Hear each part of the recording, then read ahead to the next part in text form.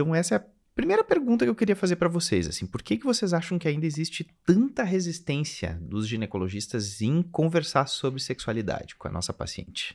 Eu acho que é um grande tabu, porque o tabu, principalmente da sexualidade feminina, que é bem diferente da sexualidade masculina, né? Ele é estrutural, ele foi construído dessa maneira. As mulheres, elas foram socializadas, educadas para dizer publicamente que não se interessam por sexo. E o sexo como algo para ter filhos e não para ter prazer.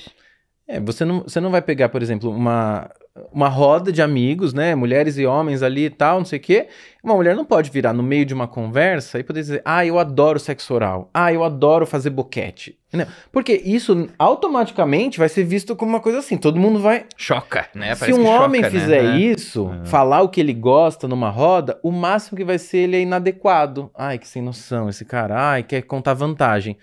Então, esses dois olhares, você já percebe o quanto a gente está castrando, né? E aí, a forma também de socializar e da conquista, da sedução, pensando em relacionamentos hétero, é essa coisa, o cara, ele tá lá na caça, em busca, e a mulher tem que fingir que, porque muitos caras, quando ela fala, não, bora, então vamos, né? Não, vamos transar, bora, minha casa ou a sua? Muitos também falam, acabou a graça, porque você tinha que fingir que não queria e eu tinha que te convencer disso.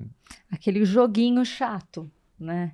Eu acho que a gente vive ainda... Eu estava conversando com você sobre isso também.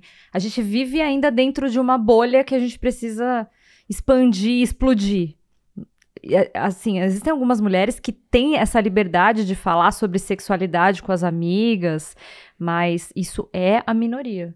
A maioria não conversa, a maioria muitas vezes não sabe como ela vai sentir prazer, muitas delas nunca sequer chegaram ao orgasmo. Mulheres que são modernas falam sobre sexualidade, muitas delas nunca se masturbaram com um toy, por exemplo. E eu acho que dentro da nossa formação médica falta essa orientação e colocar o sexo como algo natural. Gente, a gente nasceu do quê? Né? De brotamento? Não, e a gente fala... É interessante isso, porque quando a gente discute contracepção, não tem a parte sexo. Uhum. A gente fica falando de contracepção, que parece que a gente tá falando sei lá do quê, de um processo de alimentação do que é. Mas, assim, você não envolve a abordagem da prática sexual para discutir contracepção. Então, é um dos temas mais discutidos nos ginecologistas, contracepção, e não se fala da atividade sexual. Então, é sempre tangenciando, mas não pode entrar no tema, porque o profissional não está se sentindo gabaritado, à vontade para conversar. E algumas pacientes, a depender, talvez num primeiro momento pensem, nossa, ele quer saber isso, minha intimidade, mas o que isso tem a ver? E tem total a ver. Hoje a saúde sexual é um dos pilares da OMS para a qualidade de vida, assim como atividade física e outras situações. Então, se a gente não estruturar isso e ensinar, né, ensinar nossos residentes, o trabalho que a gente faz em educação também, de mostrar para eles a importância disso. As residentes passam lá no nosso ambulatório e elas, no R3, às vezes elas falam assim, Maga, parece que eu tô no R1, porque é um olhar, é uma abordagem com a mulher muito diferente do que eu estava acostumada. Há espaço para ela contar a história dela, de como ela se sente, de como está a relação dela, e ir pensando nela como um todo, né? Mas essa formação não acontece em todos os lugares, né? Na verdade, é um movimento começando, mas se bem você embrionário, né? Pensar em Brasil... A temática de sexualidade, sexologia ainda é muito pequena nas residências. Eu acho que a classe médica também é muito conservadora. E sendo uma classe conservadora, ela acaba transferindo isso para as consultas. E eu gosto de falar que o ambiente da consulta, ele não é um ambiente de julgamento. Você tem que orientar segundo a prática sexual daquela paciente. Ela tem que se sentir à vontade para te contar a verdade. Porque se ela mentir... Se ela faz lá a putaria dela, transa com sei lá quantas... Uma das minhas perguntas é, quantas parcerias sexuais você já teve? Ela me olha assim, eu falo, gente, não tem problema, você transou com 100, 200, sim. Né? Sem julgamento. Eu não tô aqui pra te julgar, eu só preciso dessa informação. E aí você vai quebrando, né, esse medo. Mas, infelizmente, não é a maioria dos médicos que consegue ter essa abordagem. Então, eu acho que pra gente mudar esse cenário, o primeiro ponto é a gente começar a mudar como que a gente se vê e como a gente não pode projetar os nossos valores pessoais, as nossas crenças para um ambiente que não tem que ser um ambiente de julgamento, tem que ser um ambiente de orientação.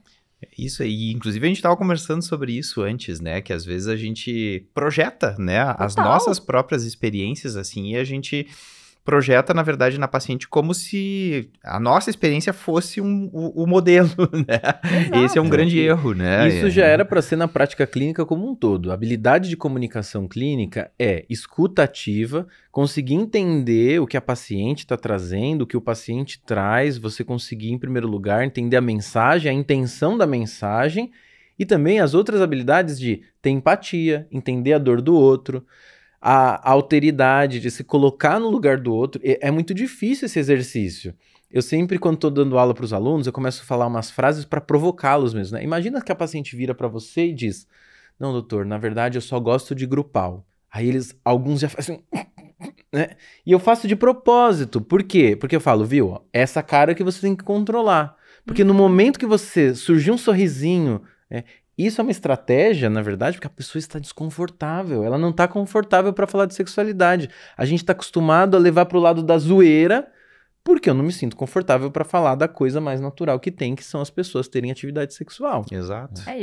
E aí eu acho que quando vem esse tipo de reação de um homem, isso marca a mulher para sempre. Castrador total, né? Então, eu recebo muitas pacientes que passaram comigo por exatamente se sentirem julgadas por outros médicos.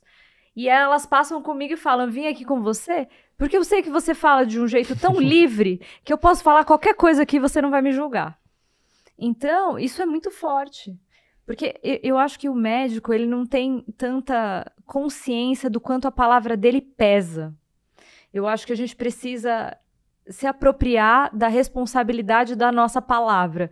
Porque, às vezes, uma palavra mal colocada, uma risada, isso vai causar um trauma naquela outra pessoa. E isso não é bom. Isso não ajuda. E isso que a Cidinha está colocando é tão fundamental que faz parte da anamnese estruturada de sexologia, né? Esse ponto que você trouxe, quando tem lá, lógico que no dia a dia, na entrevista clínica, a gente acaba adaptando as coisas. Mas quando você vê os artigos e os modelos propostos de como é para a gente abordar, tem esse ponto.